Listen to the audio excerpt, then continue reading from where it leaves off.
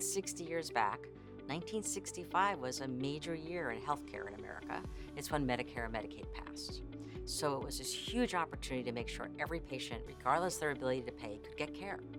Interestingly, the history of CMSS is that three organizations, three societies, the American College of Physicians, the American College of Surgeons, and the American College of OBGYN, temporarily left the AMA because of their opposition to Medicare. And that was called the Tri-Council, which was the nidus of what then formed the Council of Medical Specialty Societies. CMSS really focuses on finding the commonalities between the specialty societies. I mean, we are all quite different. We represent different specialties. Some of us are run by physicians, some of us are not. Some of us represent individuals that are mostly domestic. Some have worldwide membership. Some are more focused on research, others on provision of patient care. So our goal is to figure out where's the overlap in the Venn diagram and find those elements that are important to us all. And that's really where we stake our claim. We can't be everything to everyone, but we can find the commonalities between the specialty societies and do that really well. Probably about 8 or so years ago that CMSS did a restructuring of its governance, and that governance was to engage the CEOs much more in the discussions and activities in the way forward, because the CEOs had their finger on the pulse of their societies and could come together and have dialogue about those opportunities to overcome challenges. There's no organization like CMSS. There's other organizations that give you some aspects of association management, but they're not medical association. Our focus is on the needs of the member organizations, but we can't be doing our job unless we understand ultimately how our decisions and actions impact the patients we care for.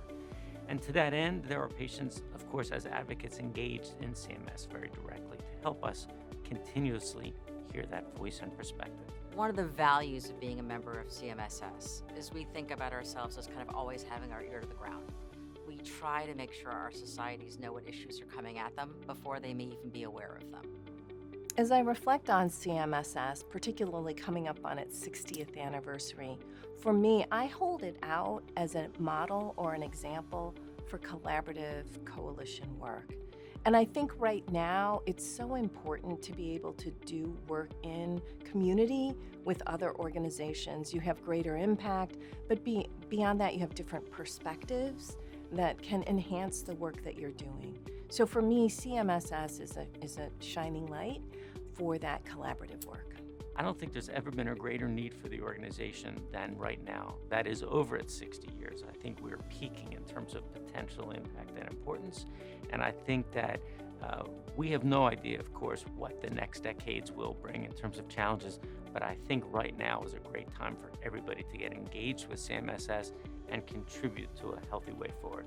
What we do in healthcare is incredibly important for individuals and for the population.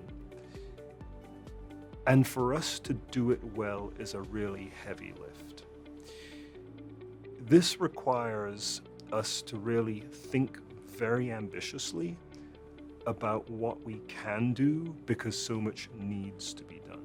Courage is a really important component that you have to have courage to keep the faith about what you're doing, how you're doing it, and staying true to your values, your strategies, your mission, your purpose, the vision you're trying to lead on.